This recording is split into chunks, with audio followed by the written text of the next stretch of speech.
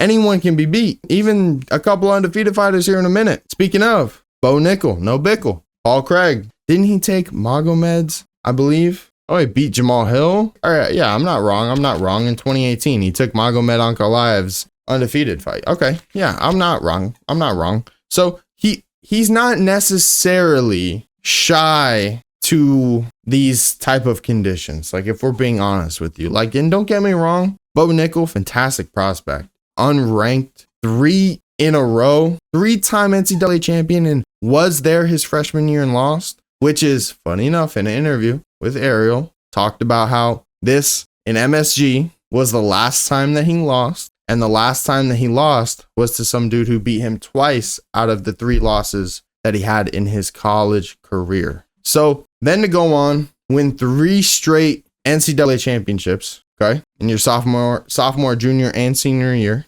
right off into MMA. You're 6-0, contender series. You're riding a high. You're 1,000 favorite. Oh, Craig could spoil the party for literally everyone involved. And I'm not saying that he's going to, but think about this. He's got to win over Magomed Ankalaev. He's got to win over Jamal Hill. You think that it's so unrealistic that he couldn't beat an up-and-coming Bo Nickel? Now, I actually believe that Bo has a real opportunity at 185. He definitely needs more experience. But the only way that you get more experience is to go in there and get more fucking experience. So this is a great test for him. Can he take that next level? Can he go and be 7-0 this early on in his career and have that specialty background, be able to hold on to that and know that that's always going to be there for him as he continues to develop his striking? It's going to be very interesting. I mean, that knockout on Val Woodburn, don't get me wrong, I'm not trying to compare them, but like the way he's moving in that fight, pretty good. That's pretty good. Looking pretty solid. And I know Cody Brundage, or I hope I'm not misremembering his name,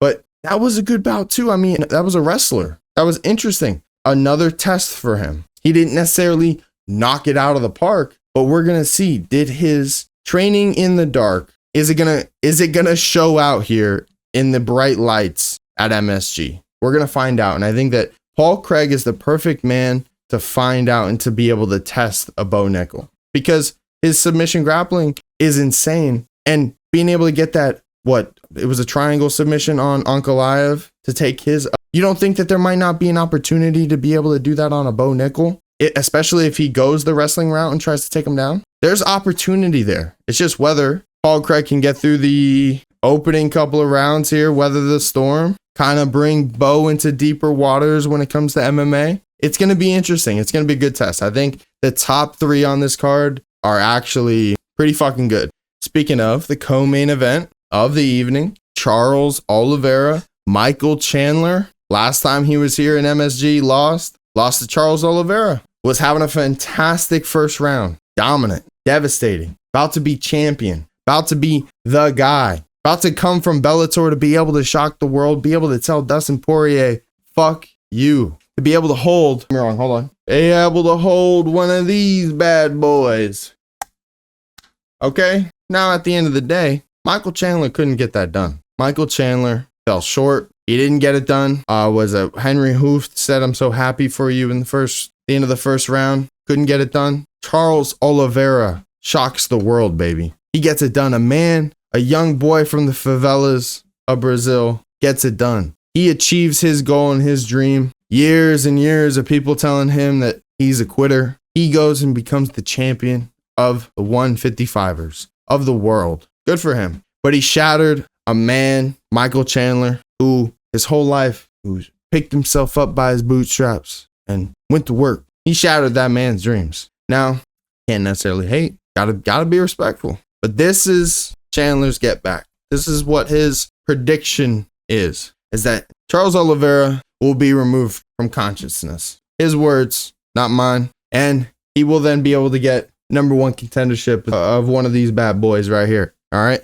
Now, Michael Chandler, Oliveira, it's going to be a good one. And, this is when I was saying earlier in the stream, this is one of those whose dream is bigger than whose. Who wants it more? These two are at such pivotal points in their career. Is Charles Oliveira going to be able to get an opportunity to get back at the championship? One of these bad boys. and get that redemption that Michael Chandler's actually about to get right here against Islam, if Islam keeps the belt against Arman. But to be able to get the #1 contendership beating Michael Chandler, that would be major. That'd be fucking major. I can't lie. Now, Michael Chandler, he's had a couple years off. He explained how that might be best for him. He was working so hard. He came right from Bellator, right into the UFC, into the top of the fucking pack to get right there to touch one of these bad boys, right? Right there for your goal and not be able to. That hurts. So 2 years to stew on that. And I know it wasn't actually more than 2 years, but 2 years of inactivity to stew on the possibilities of what could be, to now a possibility of being revitalized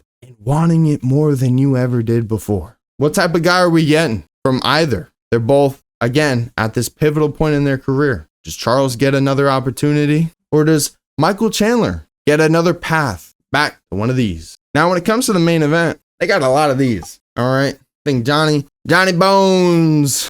He said, call him Johnny Meat. I ain't gonna lie, it sounded a little sus, but you do you, Johnny. Now, all due respect, I think got 17, and dude's a fucking beast. Dude's a fucking beast, dude. I can't lie. You gotta show love and respect. You gotta show appreciation for Johnny Meat Jones. So at the same time, with that being said, you think I'm fucking counting Stipe Miocic out? Stipe Miocic, fucking immigrant. He's from Ohio. The immigrant mentality. If you know what I'm talking about, you know what I'm talking about. All right. This dude, D1 wrestler. I think John was a JUCO D1. I don't know exactly, or was it? I don't know exactly. I know I'm speaking a little bit out of term. I don't like doing that. But Stipe, D1 wrestler, Golden Glove champion. Listen to what I said. Golden Glove champion. One more time. Golden Glove champion. So the dude has the real credentials of being a high-level boxer. He's got the real credentials of being a high-level wrestler. And we're going to count him out.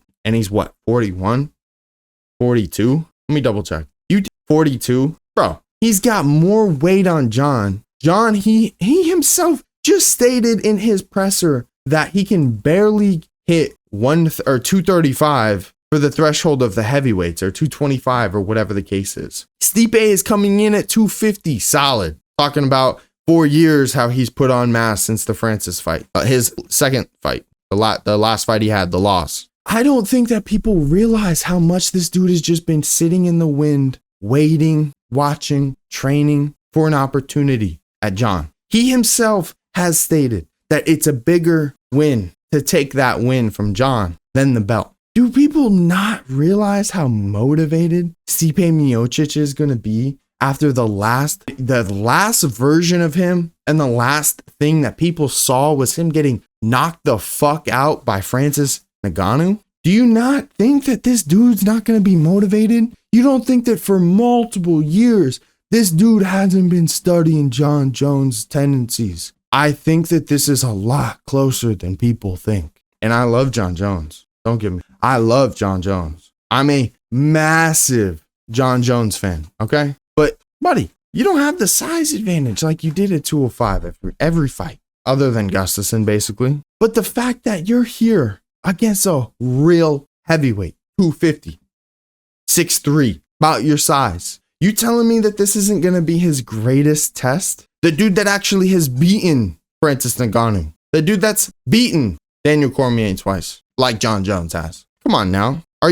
So many people are sleeping on Stipe Miocic in this fight. Now, personally, I don't think that he's going to walk away with the win, but I don't know how dominant of a win Jon Jones is going to have this weekend. I really don't. I think that this is very, very much slept on. And I've been rooting for this fight since last year, for time before that. I don't fucking realize why people are hating on this bout so much. Now, the one thing that I can understand is that, bro, Jon Jones, bro, we got to see you first time. The fans of Tom Aspinall need to understand, on the flip side of this, is that John's right. He even said in this past interview with the media that he might have taken back the fact that maybe Tom does deserve it, but Tom doesn't have accolades like an Alex Pereira. And the reality of it all is that he got his opportunity for an interim belt because this fight didn't materialize last year. The same dude he took his belt off of just got starched. These are real things that happen. And John is right. Think about what happened to the guys that were supposed to take the belt off of him. Look at Johnny Walker. Look at Dominic Reyes. Like these are real points that he's making. What I want him to see, or what I would love to see, Alex Pereira versus Jon Jones at 205. What I could see happening is, this is to me the best case scenario. Best case scenario for Jon. He beats Stipe Miocic, goes down to 205, beats Alex Pereira, comes back up, faces Tom Aspinall. I could honestly see that happening. I could see that happening. Now, obviously, that's best case scenario for Jon Jones, and he's 37, talking about retire. I don't think that he's actually serious about retirement. Jon Jones, he's already talking about Pereira next. He's already saying after this win, he wants to fight Pereira, and that Tom needs more accolades, and that the fact that what Alex Pereira has been able to do is very, very remarkable. It has been. To be able to go, he's knocked out 4 fucking people this past year. He's obviously fighter of the year. The only dude that would be rivaling him was Ilia Topuria, and that's only because he took out 2 legends, okay? The light heavyweight division, he's been knocking out people that aren't as big as an Alex or a Max, but he's been doing it every other month, which is insane. But Jon Jones wanting to go fight an Alex Pereira, I understand why it's a prettier business option. The dude who has a kickboxing background, a 2-time champion in Glory Kickboxing, or 2-time and weight division champion, and a 2-time 2-weight division champion in MMA in the UFC with no grappling, and you're a grappler. Why wouldn't you see that as like fucking the eyes with the money, you know, like where they roll and they show money signs? Like, that screams money. That screams money. And you go do that. You go let Tom Aspinall have the belt for whatever amount of time. Depending on how this fight goes, maybe Stipe wants Tom. I don't know. These are possibilities that could happen. Now, again, these are all possibilities that are best for Jon Jones.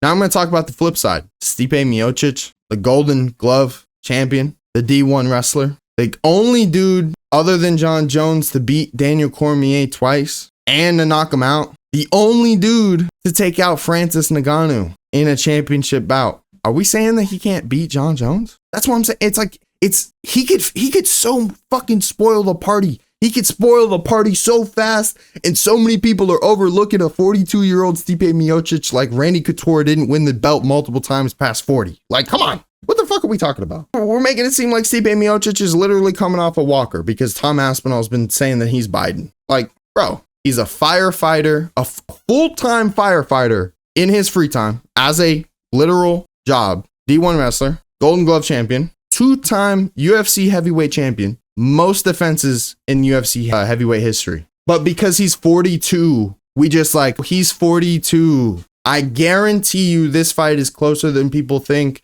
And if Jon Jones makes it look as easy as Cyril Gane, that will be insane. That would be insane. To be able to beat a Stipe Miocic like he did a Cyril Gane, that would be remarkable. But I don't see it that way. This man, who his last bout in the octagon was getting knocked out cold and his belt taken away from him by Francis Ngannou, who's had to sit on that for 4 years about, who knew his next opponent was most likely Jon Jones, who's been studying Jon Jones' tape, tendencies, his weapons, his creativity, all of it. But this dude, we're only counting out who has all the accolades, who has all the skills, who has all of everything to beat a Jon Jones. We're counting him out because he's 42. That is absolutely ridiculous to me, especially at heavyweight, Now, if he goes and faces Jon and loses, does he retire? Does he want a Tom Aspinall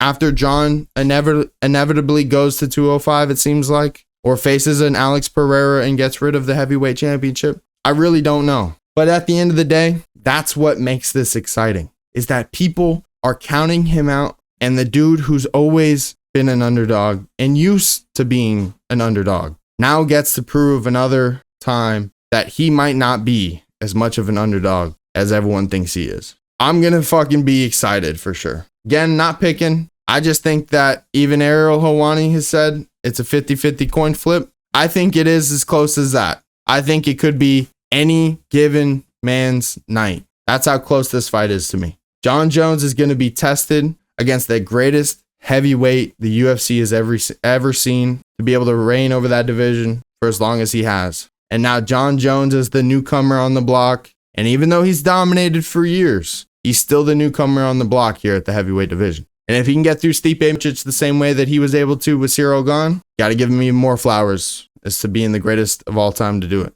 But overall, going to be interesting. Who knows? Maybe they both fucking retire, but I doubt that. I think Jon's totally going to face Alex.